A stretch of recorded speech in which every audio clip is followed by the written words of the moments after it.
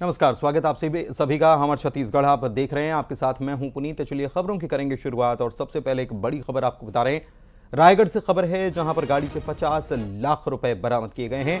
Checking के दौरान ये रकम पकड़ी गई है। 50 लाख रुपए की ये रकम पकड़ी गई। कार सवारों से रकम की कोई जानकारी नहीं मिल पाई है। आयकर विभाग को अब ये मामला सौंप दिया गया है।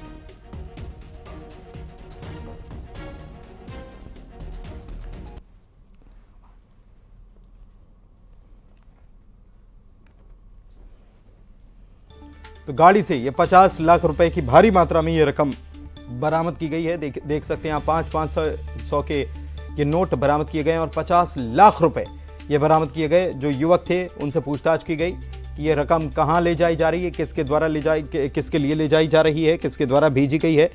तमाम सवाल पूछे गए लेकिन इन सवालों के जवाब जो है वो नहीं मिले और इसी की वजह से अब ये मामला जो है आयकर विभाग को सौंप दिया गया है।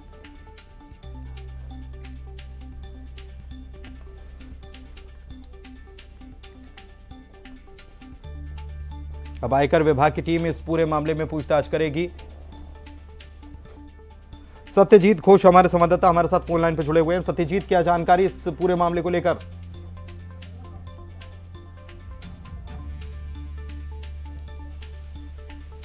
सत्यजीत, क्या आप सुन पा रहे हैं? जी, आपको बताना चाहूंगा, आदर्श आचार संहिता लागू होने के बाद ही कलेक्टर ने सभी जिलों को आदेश जारी कर दिए थे कि सभी जगह चेक पॉइंट लगाकर चेकिंग किया जाए। उसी के मद्देनजर कल फ्लाइंग स्क्वाड की टीम को एक चेकिंग के दौरान इनोवा गाड़ी मिली जिसमें 50 लाख रुपए बरामद हुए। जब इस 50 लाख रुपए की राशि के बारे में उनसे पूछताछ की गई तो वो कुछ जवाब नहीं दे पाए।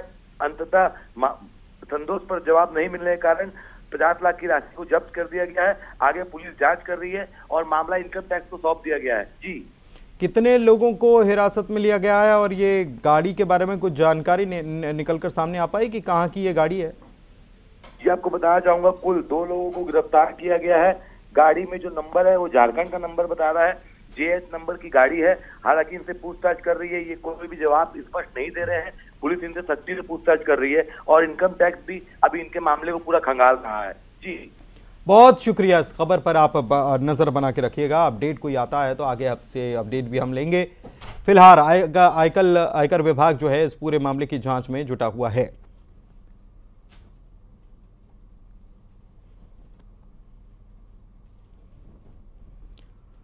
और बड़ी खबर की बात करेंगे। बीजापुर से खबर है जहां पर एनकाउंटर हुआ है और इस मुठभेड़ में 9 नक्सलियों को मार गिराया गया है। इसके अलावा नक्सली पापा राव की मौजूदगी की खबर भी जवानों को मिली थी, जिसकी वजह से जवानों ने यहां पर एक बड़ा ऑपरेशन अंजाम दिया था। इलाके में सर्चिंग अभियान अभी भी जारी है। 9 नक्सलियों के शव भी बरामद कर लिए गए हैं। एक SLR, बड़ी संख्या में BGL लॉन्चर बरामद किए गए हैं। बीजापुर से सेंड्रा इलाके में यह मुठभेड़ हुई है। 9 नक्सली ढेर कर दिए गए और पापा राव की जानकारी मिली थी। पापा राव जो है उसकी मौजूदगी की खबर मिली थी, जिसके बाद यह ऑपरेशन लॉन्च किया गया था। आज दिनांक 2 अप्रैल को जिला बीजापुर की थाना गंगलूर क्षेत्र अंतर्गत कुरचोली लेंड्रे इलाके में माओवादियों की आसूचना के आधार पर DRG, STF, कोबरा और CRPF का बल रवाना किए गए थे। अभियान का सुबह लगभग 7-8 बजे से लगातार एक्सचेंज ऑफ फायर चल रहा है। अब तक सर्चिंग के दौरान 9 माओवादियों का डेड बॉडी रिकवर की गई थे।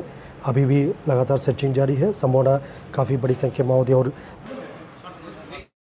बरामद कर लिए गए हैं और सर्चिंग अभियान भी जारी है। और जो जानकारी मिली थी कि नक्सलियों का एक बड़ा लीडर पापा राव जो है वो यहां पर मौजूद हो सकता है, इसी के आधार पर यह ऑपरेशन यहां पर लॉन्च किया गया। और जिस प्रकार के हथियार यहां से मिले हैं वो कहीं ना कहीं ये इशारा करते हैं कि बड़े नक्सली यहां पर मौजूद थे, क्योंकि यहां पर BGL, बड़ी संख्या में BGL जो है वो भी यहां से बरामद किया गया है। BGL लॉन्चर और इसके अलावा SLR भी यहां से मिली है। खेम नारायण शर्मा हमारे संवाददाता बीजापुर से जुड़े हुए हैं, लाइव सीधे उन्हीं के पास चलते हैं। खेम नारायण, एक बड़ी कामयाबी और पापा राव की जानकारी मिलना अपने आप में बड़ी खबर है कि बड़े लीडर्स यहां पर इकट्ठा थे, ऐसी जानकारी थी। और जो सामान मिला है उससे ऐसा लगता है कि इस बात की पुष्टि भी हो रही थी कि बड़े लीडरों का जमावड़ा यहां पर था।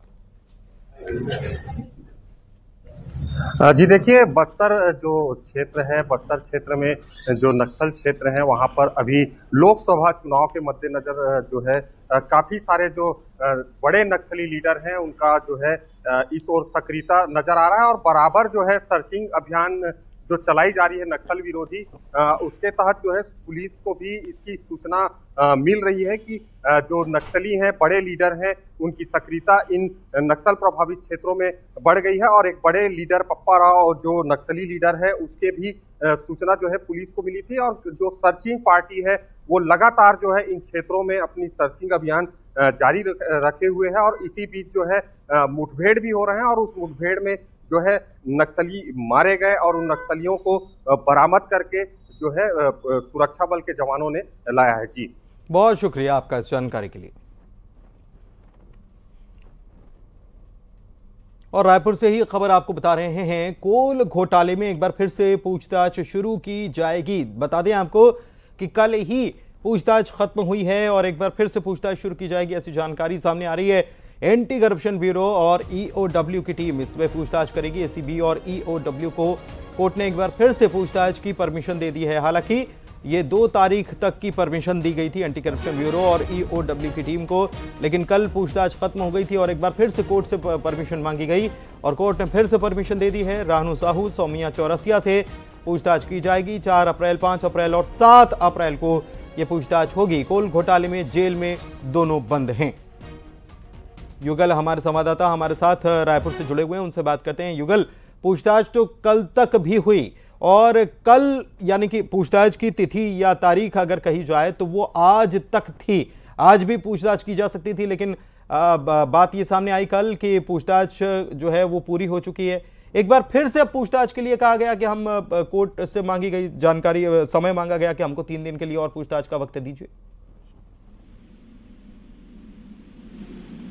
तो ये जो 2 महिला अधिकारी हैं, पूर्व निलंबित जो आईएएस है, निलंबित आईएएस रानू साहू, अधिकारी सौम्या चौरसिया है, ये दोनों महिला जेल में उनके बैरक में हैं, तो अलग अलग जेल में हैं और पूछताछ की अनुमति इससे पहले भी ली गई थी और जो कल तक पूरी पूछताछ है, प्रक्रिया है वो चली है पूछताछ की, और जिसमें कोल स्कैम के भी आरोपी पुरुष जेल में बंद हैं और इसके साथ साथ महादेव सट्टा ऐप को लेकर के है, शराब घोटाले को लेकर के है।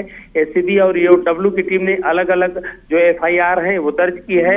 अब पृथक से जो रानू साहू है, निलंबित आईएएस है, सौम्या चौरसिया है, उससे पूछताछ के लिए आज विशेष अदालत में अनुमति लगाई गई थी, जिसे स्वीकार कर लिया गया है।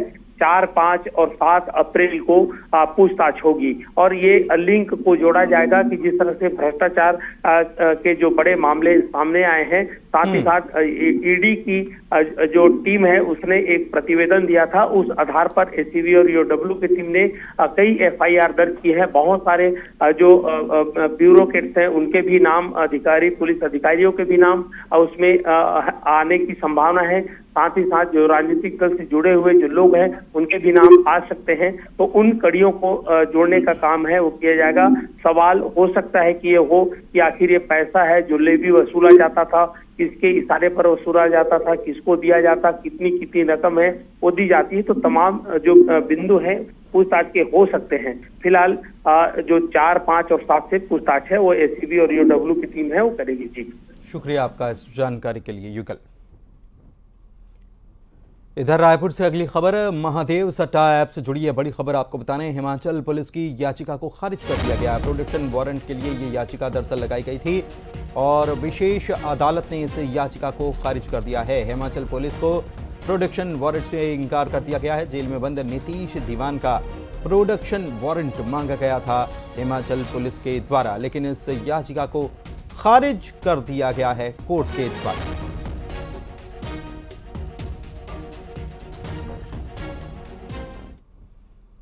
उधर बिलासपुर से बड़ी खबर आपको बता रहे हैं, बीएड डिग्रीधारी टीचर भर्ती के अभ्यर्थियों को हाईकोर्ट से एक बड़ा झटका लगा है।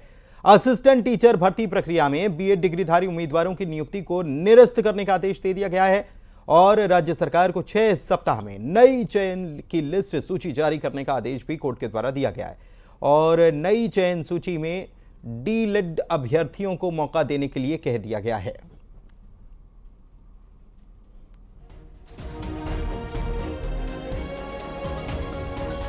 नई लिस्ट जारी की जाए, पुरानी लिस्ट जो है उस पर रोक। एक झटका एक प्रकार से हाईकोर्ट ने इस मामले में फैसला दिया है और एक झटका लगा है। और जो प्रक्रिया थी असिस्टेंट टीचर भर्ती की प्रक्रिया, इसमें बीएड डिग्रीधारी उम्मीदवारों की नियुक्ति को निरस्त करने का आदेश कोर्ट के द्वारा दिया गया है। और साथ ही साथ ये भी कहा गया है राज्य सरकार को यह आदेश हुआ है कि 6 सप्ताह में नई चयन सूची जारी की जाए, इसका आदेश दिया गया है। और इस नई चयन सूची में बीएड अभ्यर्थियों को मौका देने के लिए कहा गया है। इधर दुर्ग में बघेल के बयान का मामला गर्माता ही जा रहा है। स्लीपर सेल के बयान पर अब नोटिस दे दिया गया। अरुण सिंह सिसोदिया ने बघेल को नोटिस भेजा है और 15 दिन में इस नोटिस का जवाब भी मांगा गया। स्लीपर सेल कहने पर अरुण सिसोदिया ने आपत्ति जताई थी और अपमानित करने के आरोप लगा दिए थे। माफी मांगने की बात इसमें लिखी गई है। कोर्ट में वाद दायर करने की चेतावनी भी दी गई है।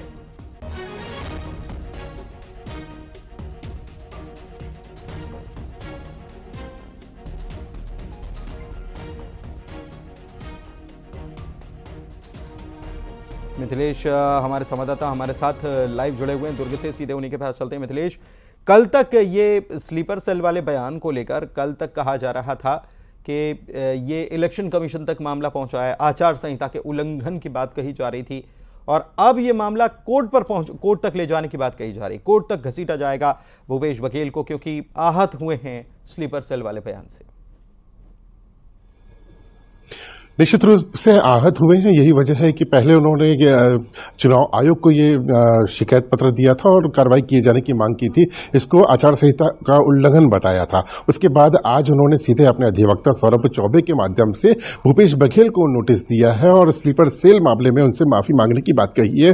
इन्होंने 15 दिन का समय दिया है और 15 दिन के भीतर यदि ये कोई कार्रवाई नहीं करते हैं तो उन्होंने न्यायालय में जाकर अपने वाद दायर करने की भी बात कही है। उन्होंने ये कहा है कि उनका परिवार जो है वो सेना में रहकर देश की सेवा करता रहा है। जब स्लीपर सेल किसी के द्वारा कहा जाता है तो अपमानित होने वाली बात है और ऐसे उनके साथ साथ और भी कई लोग हैं जो अपने आप को अपमानित महसूस कर रहे हैं। इस वजह से उन्होंने कोर्ट में ये वाद दायर करने की बात कही है और उनको नोटिस भेजा है। तो उन्होंने स्पष्ट कहा है कि इस तरह से कोई भी व्यक्ति अपमान नहीं कर सकता और जब पूर्व सीएम भूपेश बघेल है तो इसलिए यही वजह है कि उनको सीधा नोटिस दिया गया है और उनसे माफी मांगने की बात कही है। बहुत शुक्रिया आपका इस जानकारी के लिए मिथिलेश। और अब बात कर लेते हैं चुनाव की। तो दूसरा चरण जो है लोकसभा के चुनाव का, उसके लिए नामांकन की प्रक्रिया शुरू हो चुकी है और इसी के तहत कांकेर में जो चुनाव होने हैं दूसरे चरण में होने हैं, इसके लिए बीजेपी उम्मीदवार ने अपना नामांकन आज दाखिल कर दिया। भोजराज नाग को पार्टी ने टिकट दिया है और उन्होंने आज अपना नॉमिनेशन फाइल किया है। सीएम भी उनके साथ मौजूद रहे, उनकी मौजूदगी में पर्चा भरा गया। बीजेपी के दिग्गज नेता भी इस दौरान मौजूद रहे हैं।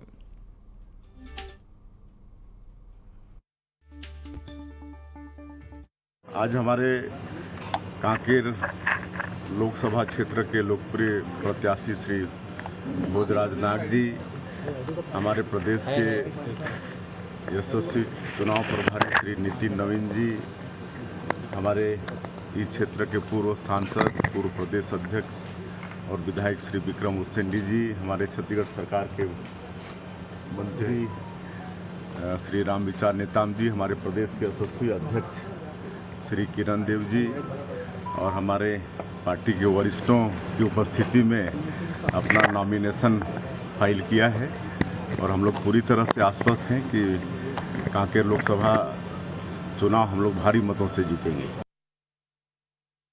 वहीं राजनांदगांव से भूपेश बघेल का नामांकन जो है कांग्रेस प्रत्याशी भूपेश बघेल ने नामांकन किया है। नेता प्रतिपक्ष चरण दास महंत इस दौरान मौजूद रहे हैं। राजनांदगांव लोकसभा सीट से उन्होंने पर्चा आखिरकार दाखिल कर दिया है। बता दें कि उम्मीदवार बनाया गया राजनांदगांव से भूपेश बघेल को।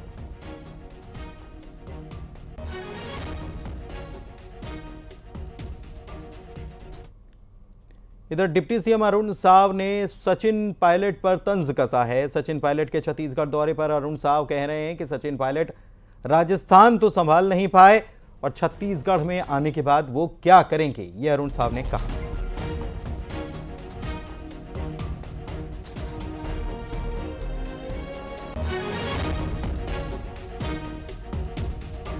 चलिए आगे बढ़ते हैं और दुर्ग में की बात कर लेते हैं। कांग्रेस को एक बड़ा झटका यहां पर लगा है। विजय साहू बीजेपी में शामिल हो गए हैं। वरिष्ठ कांग्रेस नेता बीजेपी में शामिल हो गए। पूर्व क्रेडा सदस्य भी विजय साहू रहे हैं और वे आखिरकार बीजेपी में शरीक हो गए हैं। सैकड़ों समर्थकों के साथ उन्होंने बीजेपी ज्वाइन कर ली। विजय बघेल ने विजय साहू का पार्टी में स्वागत कराया। इसके पूर्व नेता विजय साहू अपने साथियों के साथ में आज बीजेपी के में प्रवेश कर चुके हैं। करीब 800 इनके साथी जो आज बीजेपी की सदस्यता ग्रहण कर रहे हैं। आज सीधे उनसे बातचीत करेंगे। आज आपने कांग्रेस छोड़ी और बीजेपी का दामन थामा है, कि क्या वजह रही और इतनी बड़ी संख्या में किस तरह से ये हुआ है?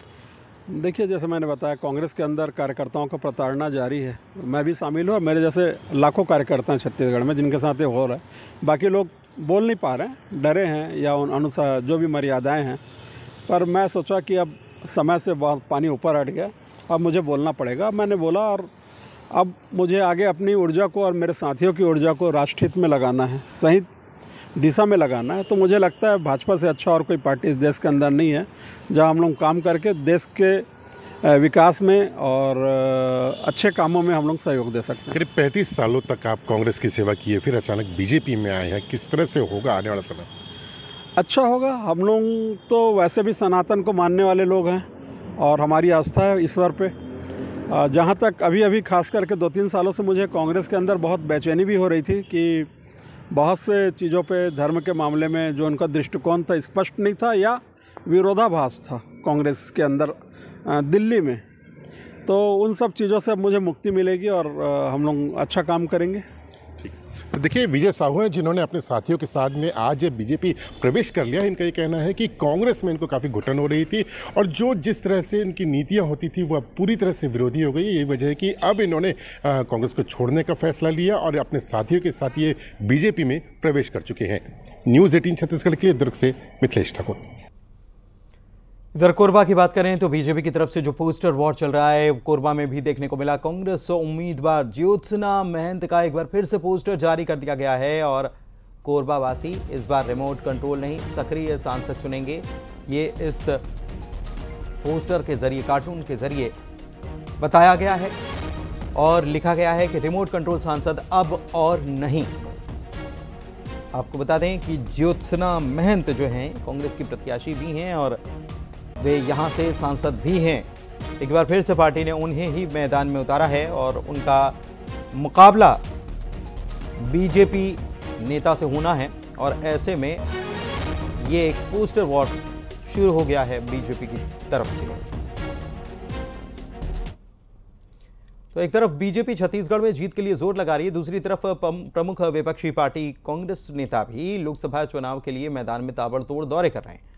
प्रदेश कांग्रेस अध्यक्ष दीपक बैज ने कहा है कि पूरे प्रदेश में उनका चुनाव प्रचार जोर शोर से चल रहा है और उन्हें प्रचार के दौरान अच्छा रुझान भी मिल रहा है। दीपक बैज ने कहा है कि उनके प्रत्याशी जनता के बीच जनसंपर्क कर रहे हैं जिसका असर मतदान पर दिखेगा। प्रदेश कांग्रेस अध्यक्ष ने यह भी कहा कि प्रदेश की सभी 11 सीटों पर कांग्रेस मजबूती के साथ चुनाव लड़ रही है। देश का दौरा चल रहा है और पूरे प्रदेश के लिए रणनीति भी बन रही है। जिस तरह से हम लोग दौरा कर रहे हैं और जिस तरह से रुझान आ रहा है तो बिल्कुल इस लोकसभा चुनाव में छत्तीसगढ़ में कांग्रेस को जबरदस्त फायदा होगा और हम लोग पूरे 11 सीटों में मजबूती के साथ चुनाव लड़ रहे हैं और हमारे प्रत्याशी बराबर जनता के बीच में जनसंपर्क कर रहे हैं। इसका फायदा कांग्रेस पार्टी को मिलेगा।